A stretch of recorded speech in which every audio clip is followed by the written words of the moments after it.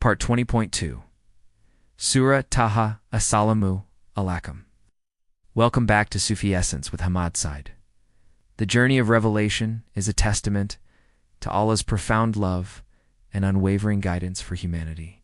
It is a continuous narrative that unfolds across time, touching hearts and transforming lives.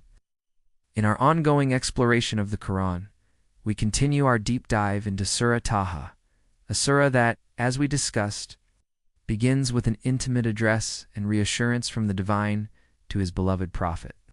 Having established the Quran's purpose as a gentle reminder from the Creator, we now turn our attention to the magnificent power of Allah's knowledge and the vastness of His dominion.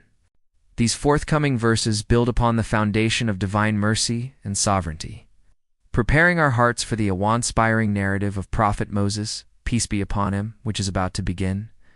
The Quran does not merely tell stories, it unveils universal truths through the experiences of prophets, allowing us to see our own spiritual struggles and potential for triumph mirrored in their lives.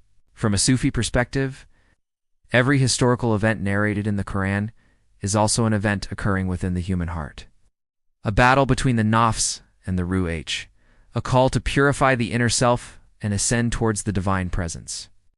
The verses before us today emphasize the absolute and comprehensive nature of Allah's knowledge. This is a concept that is both comforting and awe-inspiring. It speaks to a level of awareness that transcends all human limitations, encompassing not just the manifest but also the hidden, not just the present but also the past and the future. This divine knowledge is the bedrock of our trust and reliance on Allah. If we truly grasp that He knows everything, then every prayer, every intention, every secret thought is already known to Him, leading to a profound sense of intimacy and accountability. This understanding encourages sincerity and humbles the ego, for there is nothing we can conceal from the All-Knower. These verses are a gentle reminder of the cosmic order, reinforcing the belief that the universe is not random but governed by an all-encompassing intelligence and wisdom. Kanzelamin Quran Taha Taha 22:6-10. Whatever is in the heavens, and whatever is in the earth, and whatever is between the two, and whatever is beneath the soil, all are His. And if you speak aloud, so indeed He knows the secret, and what is even more hidden. Allah, there is no God except Him, for Him are the best names. And did the narrative of Musa reach you? When he saw a fire, and said to his family, "Wait here. I have perceived a fire. Perhaps I may bring you a burning ember from it, or find some guidance near the fire." The 6th verse. Whatever is in the heavens, and whatever is in the earth, whatever is between the two, and whatever is beneath the soil, all are His, is a sweeping declaration of Allah's absolute ownership and sovereignty. This verse encompasses the entirety of creation, leaves no realm untouched, no dimension unacknowledged. From the countless galaxies in the heavens to the teeming life on earth, from the atmospheric layers between the two to the deepest geological strata beneath the soil, everything belongs to Allah. This is not merely a statement of creation, but of continuous dominion and possession. It means that every atom, every particle, every being exists by His will and is sustained by His power. For the Sufi, this verse cultivates a profound sense of detachment from worldly possessions. If everything ultimately belongs to Allah, then our ownership is merely a temporary trusteeship. This understanding liberates the heart from the anxieties of accumulation and loss, fostering gratitude for what is given and patience in what is withheld. It emphasizes the concept of Tawhid, the absolute oneness of Allah, by asserting that there is no other true owner or ultimate power in existence.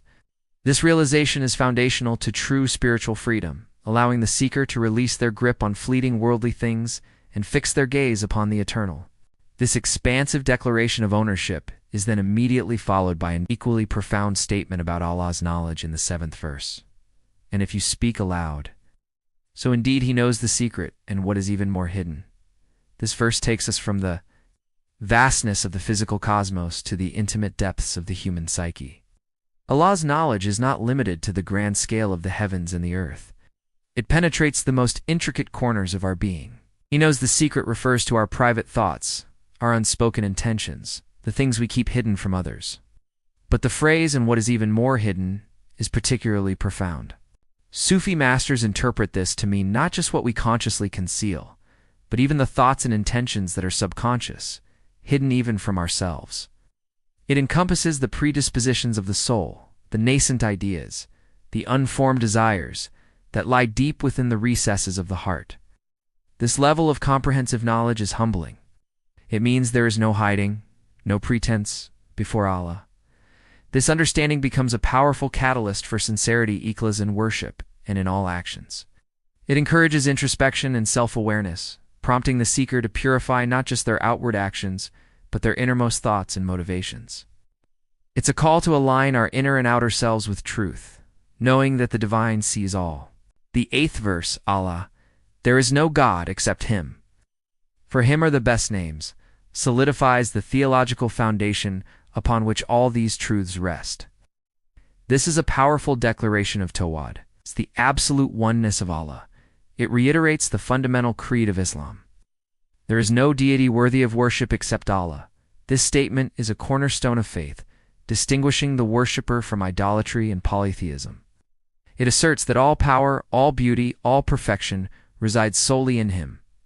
The latter part, for Him are the best names, refers to Al-Asma, Al-Husna, the beautiful names and attributes of Allah. These names are not mere labels.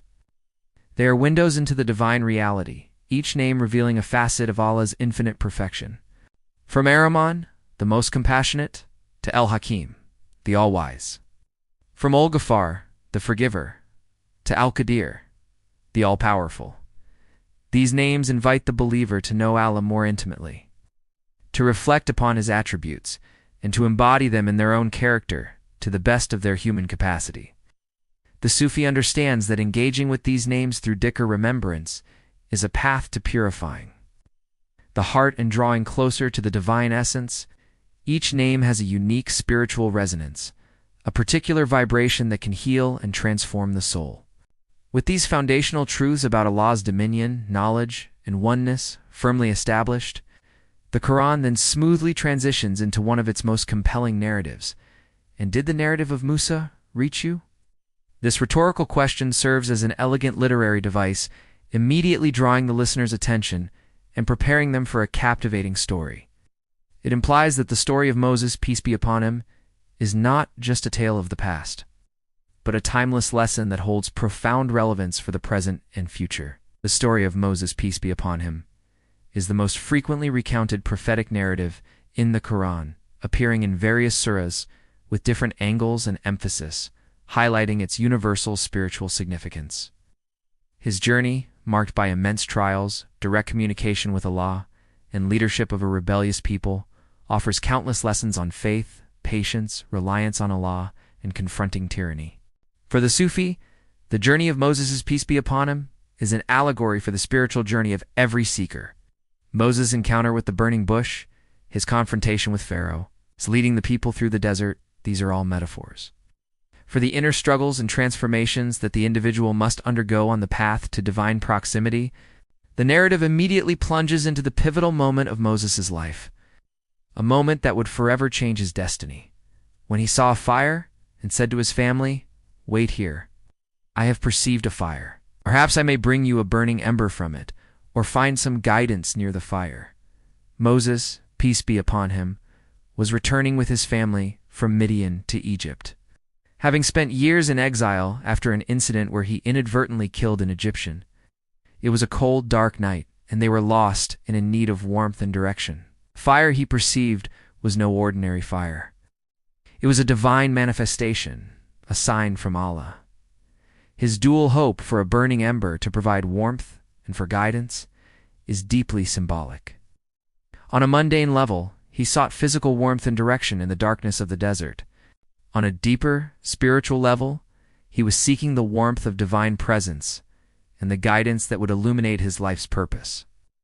Little did he know that this seemingly ordinary fire would ignite a fire within his soul, leading to a direct encounter with Allah and the beginning of his prophetic mission. This moment is the quintessential representation of how Allah's guidance often comes in unexpected forms, masked as ordinary events or needs, only to reveal profound spiritual truths. The seeker must have the inner vision, the basira, to recognize the divine signs in the mundane. These verses, therefore, serve as a beautiful bridge. They begin by reaffirming Allah's absolute power and all-encompassing knowledge, then seamlessly transition into the dramatic prelude of Moses' peace be upon him, prophethood. They teach us that the divine, though utterly transcendent, is intimately aware of our innermost thoughts and concerns. They remind us that guidance comes from the Creator of all things, and that even in the darkest and most lost moments, the light of Allah's mercy and direction is always available to those who seek it with sincerity. The story of Moses, peace be upon him, is not just history. It is a living parable for every soul striving to connect with its Creator and fulfill its divine purpose. Hadith, the Prophet, peace be upon him, said, "Indeed, Allah does not look at your bodies, nor at your forms, but He looks at your hearts and your deeds." Muslim Hadith 2564. This profound hadith perfectly aligns with the 7th verse we discussed, where Allah states, "He knows the secret and what is even more hidden." It emphasizes the absolute sincerity and purity of intention that is required on the spiritual path.